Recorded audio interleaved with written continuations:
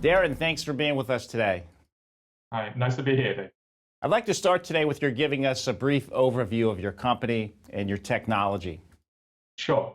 So, Dave, we have three major platforms. As you've said, our first platform focuses on drug repurposing against orphan diseases, or known as rare disease. We have a library of around 2,600 FDA and other regulatory agency approved drugs that we screen against these 7,000 or so orphan diseases. Our aim is to generate 3 to 5 new candidates against selected orphan disease that we are ready for phase 2 trials on a yearly basis. Our second asset, which is actually focused on infectious disease, is actually not a drug repurposing platform. It's actually a new small molecule platform that focuses on deadly bacterial infection. Our leading asset there, which is targeting MRSA, or known as superbug, is actually ready to be filed for IND package in the second half of this year, and also commencing phase 1 trials in the second half of this year. Our third asset, which is focused on obesity, using your microbiome as an approach towards a druggable target. This particular asset, we're also working towards our IND submission, most likely towards the end of the year, with phase 1 trials to commence in the beginning of next year. We also have a fourth product, which is a women's health supplement product.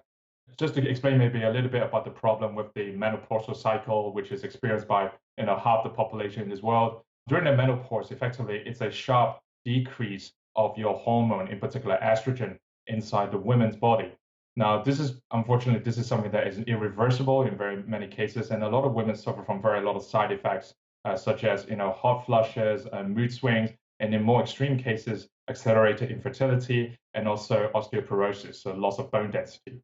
It's actually a product that is derived from a plant called the Chinese yam. Our researchers have identified a bioactive ingredient inside the yam that has the effect of stimulating estrogen production, and also the effect to reduce osteoporosis. The market is extremely huge. The supplement market in the world right now is $17 billion annually. It's due to the high demand for this type of product. So at the moment, we are focused on our commercialization this quarter. It will be commercialized initially in Hong Kong and UK and Europe, then followed by registration over in North America, including Canada and the United States in the second half of this year. Our manufacturing facility is based in Toronto, in Canada, which has an extremely good reputation in producing high quality supplement products from Canada itself. We expect in the short term to generate revenues somewhere around 10 million US plus. Because it's a huge market, we expect obviously in the longer term to generate substantial revenue for the company in order to facilitate further research in this type of area for women's health, as well as our other research and development pipeline. Darren, let's talk about your platform. You repurpose drugs. You have some drugs now in clinical trials, others that are going into clinical trials. Talk to us about these drugs and your objectives. Sure. One of our major drug discovery platform is focused on orphan diseases, which is a rare disease. There are currently, the US FDA identified over 7,000 orphan diseases in the US right now. 4 years ago, it was closer to 2,500. Now, of this 7,000 disease, 90% of the orphan disease is currently untreated or does not have effective treatment.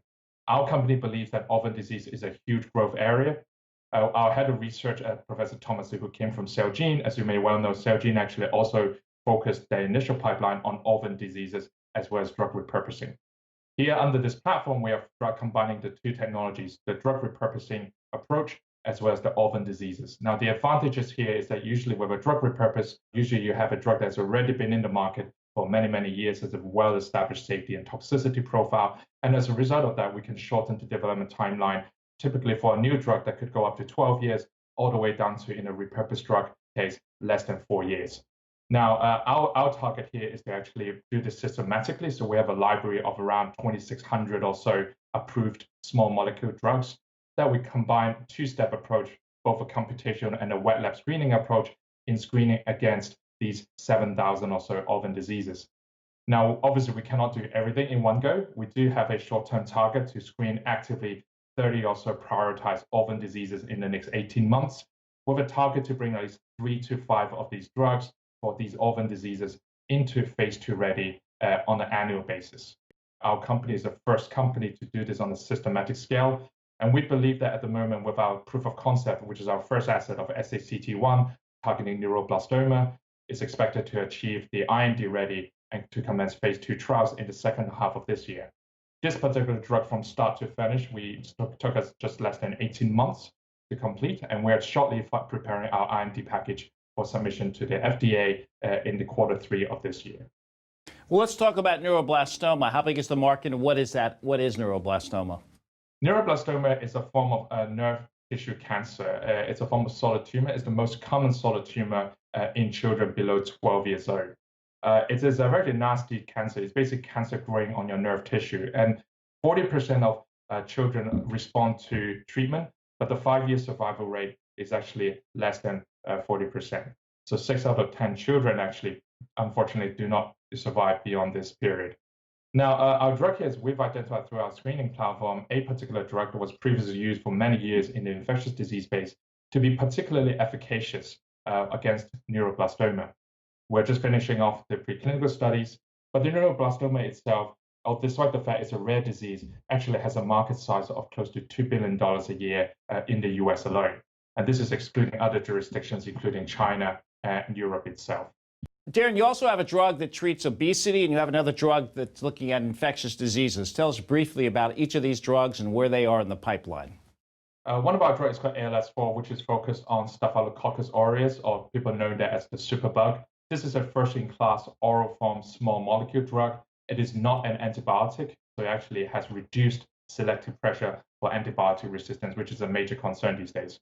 This particular drug, we are also filing our IND package targeting in the second half of this year, with phase 1 trials to commence in North America also in the second half of this year. We have a third leading asset, which is focused on obesity. It's called the CLS1. It's actually a new approach in driving how your microbiome causes obesity. This particular drug, we're also pushing forward into the IND stages. We expect to commence phase 1 trials towards the beginning of next year. Darren, what would you say is the essential value proposition for investors? Why should they take an interest in your company today? Well, Aptorum Group is a very exciting company. We are a very young company. We're only 4 years old.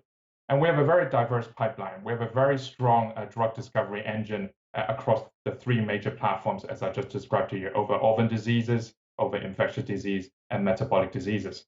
We're constantly turning out new assets that can achieve proof of concept stage at a relatively efficient scale and also from a time perspective. For example, orphan disease can generate at least 1 candidate every 12 to 18 months into the phase 2 trials.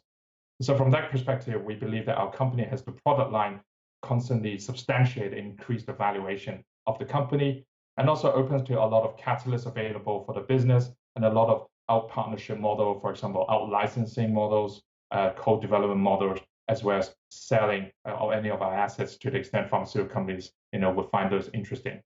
So on this basis, we believe that our stock at the moment is completely undervalued. As a result of that, we believe that we deliver a very strong value proposition for potential investors who will be interested in our stock. Darren, thank you so much for being with us today. Yeah, thank you very much, Dave. Thank you for your time.